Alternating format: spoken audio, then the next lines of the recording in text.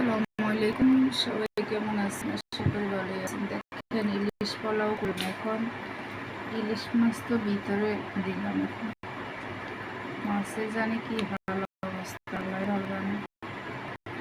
আমি কিন্তু পোলাও করলে ইলিশ মাছের মাথাও দিয়ে দিই, তাহলে কি হয়, আপনার মাথা ঠিক আলাদা একটা গ্রাম চলে আসে।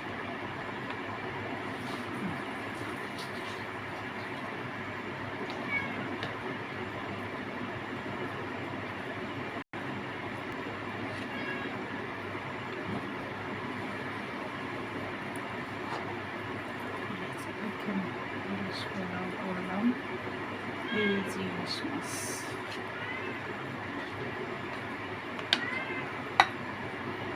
আর কি, সবাই ভালো থাকবেন। তার সাথে এই যে সালাদ করলাম। আল্লাহ হাফেজ।